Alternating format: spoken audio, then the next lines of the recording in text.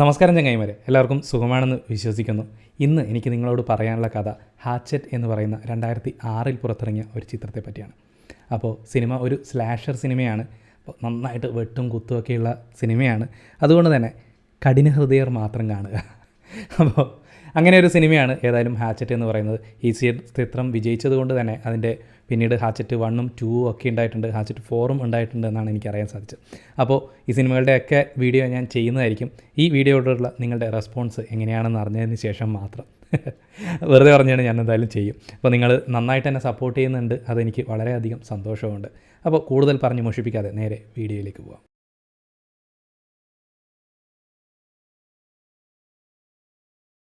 സിനിമയുടെ തുടക്കത്തിൽ ഒരു അച്ഛനും മകനും കാട്ടിലുള്ള ഒരു തടാകത്തിൽ മീൻ പിടിക്കുന്നതിന് വേണ്ടിയിട്ട് പോയിരിക്കുകയാണ്. ഒരു ബോട്ടിലാണ് അവർ പോയിട്ടുള്ളത്. അപ്പോൾ ആ തടാകത്തിൽ പെട്ടെന്ന് ഒരു മുതല വന്നതുകൊണ്ട് അവർ വേറൊരു വഴിക്ക് പോകുന്നു. അവിടെ വെച്ച് അവർക്ക് വഴിതെറ്റുകയും രണ്ടുപേരും പരസ്പരം അകലുകയും ചെയ്യുന്നു. അങ്ങനെ മകൻ അച്ഛനെ തേടി നടക്കുകയാണ്. കാടിനുള്ളിലേക്ക് കയറി നോക്കുമ്പോൾ അവൻ കാണുന്നത് അവൻ്റെ അച്ഛൻ്റെ വയറ് കീറി കുടലുമാലയൊക്കെ പുറത്തു വന്ന് മരിച്ചു കിടക്കുന്നതാണ്.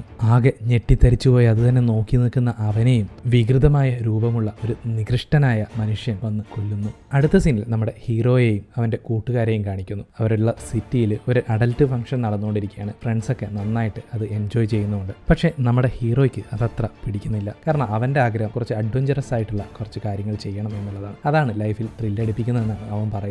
ഇത് അവൻ അവൻ്റെ കൂട്ടുകാരോടും പറയുന്നു. അപ്പോൾ അതിലൊരു കൂട്ടുകാരൻ പറയുന്നു, കാട്ടിനുള്ളിൽ ഒരു ചെറിയ പ്രോഗ്രാമുണ്ട്, അഡ്വഞ്ചറസ് ആയിട്ടുള്ള ഒരു പ്രോഗ്രാമാണ്, ത്രില്ലടിപ്പിക്കാൻ വേണ്ടി മാത്രം ഉണ്ടാക്കുന്ന ഒരു പ്രോഗ്രാമാണെന്ന് പറഞ്ഞിട്ട് അതിൽ ബുക്ക് ചെയ്യുന്നു. അങ്ങനെ അവരെ ആ ഷോയ്ക്ക് കൊണ്ടുപോകുന്നതിന് വേണ്ടിയിട്ട് ഒരു വാൻ വരുന്നു. ആ വാനിൽ പോകുന്നത് ആരൊക്കെയാണെന്നറിയോ? ഒരു വയസ്സായ കപ്പിൾസ്, 2 പെൺകുട്ടികൾ. അവരെ അഭിനയിപ്പിക്കാമെന്ന് പറഞ്ഞ് കൂട്ടിയിട്ട് പോകുന്നത് ഒരു ഡയറക്ടറാണ്, അയാളും ഉണ്ട്. പിന്നെ ആ ഷോയുടെ ഓർഗനൈസർ, പിന്നെ കുറച്ച് വിഷമിച്ചിരിക്കുന്ന നമ്മുടെ നായകനും നായികയും, പിന്നെ നായകൻ്റെ ഒരു ഫ്രണ്ടും. ഇത്രയും പേരാണ് ആ വാനിലുള്ളത്. അങ്ങനെ അവർ യാത്ര പുറപ്പെട്ടു. ഒരു കാട്ടിലെത്തി. അവിടുന്ന് ഒരു തടാകം കഴിഞ്ഞ് വേണം ഈ ഷോ നടക്കുന്ന സ്ഥലത്തേക്ക് എത്താൻ. അതിന് വേണ്ടിയിട്ട് ഒരു ബോട്ടിൽ കയറുന്നു. അപ്പോൾ ആ സമയത്ത് ഒരു വ്യക്തി ആ തടാകത്തിലുണ്ടായിരുന്നു. മീൻ പിടിക്കുന്നതാണെന്ന് തോന്നുന്നു. അവൻ പറയുന്നു, അങ്ങോട്ടേക്കൊന്നും പോകരുത്, അവിടെ നിങ്ങൾക്ക് അപകടം സംഭവിക്കും, കാരണം അവിടെ ഒരു ഷോയോ അങ്ങനെയൊന്നും നടക്കുന്നില്ല, നിങ്ങൾ അപകടത്തിലേക്കാണ് പോകുന്നത് എന്ന് പറയുന്നു. പക്ഷേ ആ ഓർഗനൈസർ അതൊന്നും കാര്യമാക്കുന്നില്ല. അവൻ പറയുന്നത് അതൊക്കെ വെറുതെ പറയുന്നതാണ്, അയാൾ നുണ പറയുന്നതാണ്, നമുക്ക് അങ്ങോട്ടേക്ക് പോകാമെന്നും പറഞ്ഞിട്ട് പുറപ്പെടുന്നു. അങ്ങനെ അവർ ആ തടാകത്തിലൂടെ പോയിക്കൊണ്ടിരിക്കുമ്പോൾ പെട്ടെന്ന് ഭയങ്കരമായിട്ട് മഴ പെയ്യുന്നു. ആ മഴയ്ക്കിടയിൽ അവരുടെ ബോട്ട്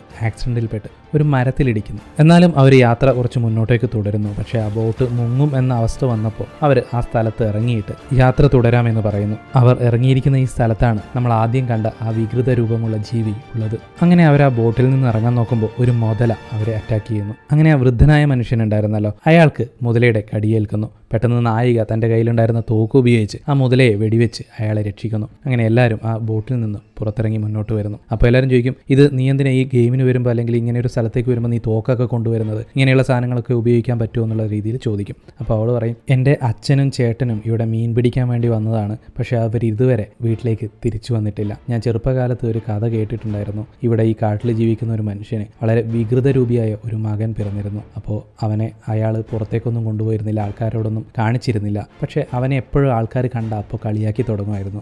അങ്ങനെ ആ നാട്ടിലുള്ള കുറച്ച് ആൾക്കാർ ചേർന്നിട്ട് ആ വികൃതരൂപിയായ മനുഷ്യനെ വീടോടുകൂടി തീ കൊളുത്തി കൊന്നു എന്ന് പറയുന്നു. അന്ന് അവൻ മരിച്ചിട്ടില്ല. അതുകൊണ്ട് തന്നെ ഈ കാട്ടിലേക്ക് വരുന്ന ആൾക്കാരെ ആ വികൃതരൂപി കൊല്ലാറുണ്ടെന്നും അങ്ങനെ ഉള്ള കഥകളൊക്കെ ഞാൻ കേട്ടിട്ടുണ്ട് എന്ന് അവൾ പറയുന്നു. എൻ്റെ അച്ഛനോടും ചേട്ടനോടും ഞാൻ ഒരുപാട് തവണ പറഞ്ഞതാണ് ഇങ്ങോട്ടേക്ക് വരരുതെന്ന്, ഞാൻ കരഞ്ഞു പറഞ്ഞിട്ട് അവർ കേൾക്കാതെ ഇങ്ങോട്ടേക്ക് വന്നു, ഇപ്പോൾ അവരെ കാണാനില്ല എന്ന് പറഞ്ഞിട്ട് അവൾ അവിടെ കിടന്ന് കരയും. അങ്ങനെ ഇപ്പോൾ ഇവർക്ക് തിരിച്ചു പോകണമെങ്കിൽ, അതായത് മെയിൻ റോഡിലേക്ക് എത്തണമെങ്കിൽ ആ വികൃതരൂപിയായ മനുഷ്യൻ ജീവിക്കുന്ന വീട് ക്രോസ് ചെയ്ത് പോകണം. അതുകൊണ്ട് തന്നെ അവരാകെ പേടിച്ച് നിൽക്കുകയാണ്. അപ്പോൾ ആ വയസ്സായ ദമ്പതികളുണ്ടല്ലോ, അവർ അങ്ങോട്ടേക്ക് നടക്കുന്നു. അയാളുടെ കാലിന് പരിക്കൊക്കെ ഉണ്ട്, എന്നാലും എത്രയും വേഗം പുറത്തെത്തുന്നതിന് വേണ്ടിയിട്ട് അയാൾ അതുവഴി മുന്നോട്ടേക്ക് നടക്കുന്നു. അപ്പോൾ പെട്ടെന്ന് വിരൂപനായ ആ ജീവി പുറത്തേക്ക് വന്ന് ആ വയസ്സായ മനുഷ്യനെ ഒരു മഴുകൊണ്ട് വെട്ടി ശരീരം 2 തുണ്ടാക്കുന്നു. അതിനുശേഷം ആ സ്ത്രീയെ വായ പിടിച്ച് പൊളന്ന് അവളെയും കൊല്ലുന്നു. ഇത് കണ്ട് പേടിച്ച് എല്ലാവരും 4 പാടും ചിതറിയോടുന്നു. പക്ഷേ നമ്മുടെ നായിക മാത്രം കയ്യിലുണ്ടായിരുന്ന ഗണ്ണുപയോഗിച്ച് ആ വികൃത ജീവിയെ 2 തവണ വെടിവെച്ച് അവിടെ നിന്നും രക്ഷപ്പെടുന്നു. അതിനുശേഷം നമ്മുടെ ഹീറോയിൻ മറിഞ്ഞിരിക്കുന്ന എല്ലാ ഫ്രണ്ട്സിനെയും കണ്ടെത്തുന്നു. അതിൽ ഹീറോയുടെ ഫ്രണ്ട് മാത്രം ഒരു മരത്തിന് മുകളിൽ കയറിയിരിക്കുകയായിരുന്നു. അയാളോട് എല്ലാവരും കൂടി ചോദിക്കുന്നു, എനിക്ക് ദൂരത്ത് എന്തെങ്കിലും റോഡോ സിറ്റിയോ വല്ലതും കാണുന്നുണ്ടോ എന്നുള്ളത്. അപ്പോൾ അവൻ പറയുന്നു, എനിക്ക് കാണാൻ സാധിക്കും, പക്ഷേ അത് വളരെ വളരെ ദൂരത്തിലാണ് ഉള്ളത്. അങ്ങനെ അവരൊരു കാര്യം ചെയ്യുക, അവിടത്തേക്ക് നടക്കാൻ വേണ്ടി തുടങ്ങും. അപ്പോഴാണ് അവരൊരു കാര്യം ശ്രദ്ധിക്കുന്നത്, അവരുടെ കൂടെ വന്ന ഡയറക്ടർ മിസ്സിംഗ് ആണ്. അയാൾക്കാവട്ടെ വഴിതെറ്റി നേരെ ആ ക്രൂരനായ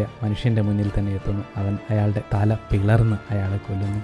അങ്ങനെ ഇവരെല്ലാവരും നടക്കുന്നതിനിടയിൽ ആ ഡയറക്ടറുടെ പേഴ്സ് കിട്ടുന്നു. അത് ചെക്ക് ചെയ്തപ്പോൾ അയാളൊരു ഡയറക്ടറൊന്നുമല്ല, വെറും ഫ്രോഡാണെന്ന് അവർക്ക് മനസ്സിലാവുന്നു. അത് കണ്ട് അഭിനയിക്കാൻ വേണ്ടി വന്ന പെൺകുട്ടികൾ ഭയങ്കരമായിട്ട് ടെൻഷൻ അടിച്ച് കരയുന്നു. അതിനുശേഷം അവർ വീണ്ടും നടക്കാൻ തുടങ്ങുന്നു. എന്നാൽ അതിൽ ഒരു പെണ്ണ് മാത്രം കുറച്ച് പിന്നിലായിപ്പോയി. അവൾ നന്നായിട്ട് വിഷമത്തിലാണ്, കാരണം ആ ഡയറക്ടറുടെ കാര്യമൊക്കെ ആലോചിച്ചിട്ട്. അപ്പോൾ അവരുടെ പിന്നാലെ വന്ന ആ വിരൂപിയായ മനുഷ്യൻ അവളെ പിടിച്ച് അവളുടെ വായിലേക്ക് എന്തോ മെഷീൻ കയറ്റി അവളെയും അവിടെ വെച്ച് കൊല്ലുന്നു. അവളുടെ നിലവിളി കേട്ട് ബാക്കിയുള്ളവരൊക്കെ ഓടി അങ്ങോട്ടേക്ക് വന്നു. നമ്മുടെ നായിക ആ വികൃത രൂപിയെ എന്തോ ഒരു സാധനം വെച്ച് അടിച്ചിടുന്നു. അങ്ങനെ എല്ലാവരും അവിടുന്ന് ഓടിപ്പോകുന്നു. പക്ഷേ ആ ഓർഗനൈസർ ഉണ്ടായിരുന്നല്ലോ പരിപാടിയുടെ, അയാൾ മാത്രം ആ വികൃത ജീവിയുടെ കയ്യിൽ കുടുങ്ങിപ്പോകുന്നു. ആ വികൃതമായ മനുഷ്യൻ ആ ഓർഗനൈസറുടെ തല വെട്ടി അവിടെ തന്നെ കൊല്ലുന്നു. ആ പെണ്ണിലെ അവളെ ഒരു കമ്പിയിൽ കുത്തിക്കയറ്റി വെക്കുകയും ചെയ്യുന്നു. ബാക്കിയുള്ളവർ ഓടുന്ന വഴിയിൽ നായികയുടെ അച്ഛനും ചേട്ടനും വളരെ ക്രൂരമായി മരിച്ചു കിടക്കുന്നത് കണ്ട് നായിക വളരെയധികം വിഷമിക്കുന്നു. അങ്ങനെ അവസാനം ബാക്കിയുള്ള 4 പേര് കൂടിയിട്ട് ഒരു പ്ലാൻ ചെയ്യുന്നു. അവർ പറയുകയാണ്, ആ വികൃത രൂപി നമ്മളെപ്പോലെ തന്നെ മനുഷ്യനാണ്, അല്ലാതെ പ്രേതമോ മൃഗമോ ഒന്നുമല്ല. നമുക്ക് അവനെ തല്ലാൻ സാധിക്കുന്നുണ്ട്, അതുപോലെ തന്നെ നമുക്ക് തീർച്ചയായും അവനെ കൊല്ലാൻ സാധിക്കും. അവൻ്റെ വീട് തന്നെ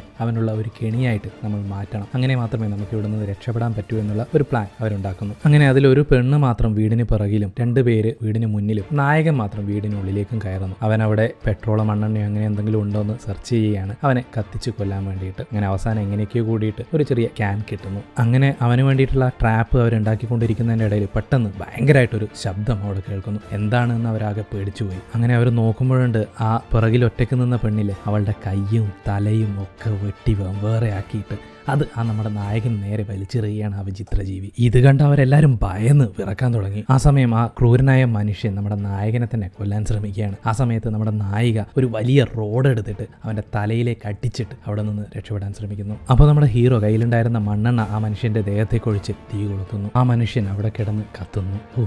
ഭാഗ്യം തന്നെ, എങ്ങനെയൊക്കെയോ ഇവൻ്റെ കയ്യിൽ നിന്ന് രക്ഷപ്പെട്ടല്ലോ എന്ന് സമാധാനത്തോടെ ഇരിക്കുകയാണ് ബാക്കിയുള്ള 3 പേർ. അങ്ങനെ അവരവിടുന്ന് പുറപ്പെടാൻ നോക്കുമ്പോൾ പെട്ടെന്ന് നന്നായിട്ട് മഴ പെയ്യുന്നു. അതോടെ ആ മനുഷ്യൻ്റെ ശരീരത്തിൽ നിന്ന് തീയെല്ലാം അണയുന്നു. അപ്പോൾ നായിക പറയും, എങ്ങനെയെങ്കിലും അവൻ എഴുന്നേറ്റ് വരും, അതിനു മുമ്പ് നമുക്ക് ഇവിടുന്ന് രക്ഷപ്പെടാമെന്നും പറഞ്ഞിട്ട് അവിടെ നിന്ന് ഓടുന്നു. അങ്ങനെ ഓടുന്നതിനിടയിൽ അവർ ഒരു ചുടുകാട്ടിലെത്തും. ആ ചുടുകാട്ടിൻ്റെ ഗേറ്റ് കടന്നു കഴിഞ്ഞു കഴിഞ്ഞാൽ നമുക്ക് തീർച്ചയായും ലേക്കിലെത്താം, അവിടെ നിന്ന് നമുക്ക് എളുപ്പത്തിൽ രക്ഷപ്പെടാമെന്ന് പറഞ്ഞ് അവർ ആ ഗേറ്റ് കയറാൻ ശ്രമിക്കുകയാണ്. അപ്പോഴത്തേക്കും ആ സമയത്തിനുള്ളിൽ തന്നെ ആ വിരൂപനായ മനുഷ്യൻ അവിടെ എത്തുന്നു. അങ്ങനെ ഇവർ 3 പേരും ആ വിരൂപനായ മനുഷ്യനോട് ഫൈറ്റ് ചെയ്യുകയാണ്. അങ്ങനെ അതിനിടയിൽ ആ ഹീറോയുടെ ഫ്രണ്ടിനെ ആ വ്യക്തി പിടിക്കുന്നു. അവൻ്റെ കൈ രണ്ടും പിഴുതെടുത്ത് തല മതിലിലേക്ക് ഇടിച്ച് അവനെ കൊല്ലുന്നു. അത് കണ്ട് പേടിച്ച് ഹീറോയും നായികയും അവിടെ നിന്നും ഓടുന്നു.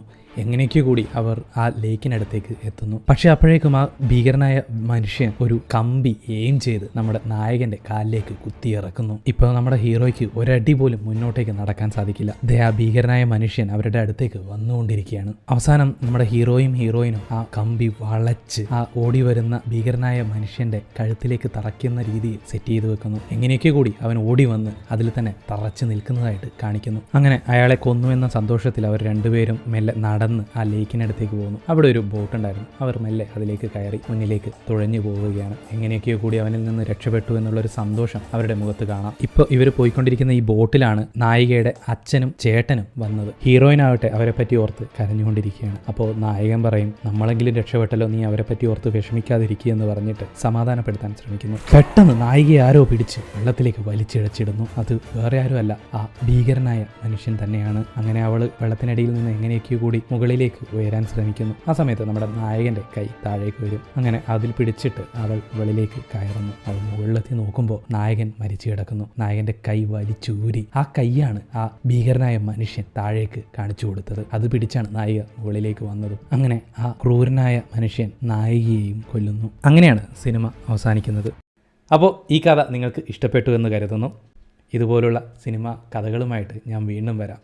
അതുവരെ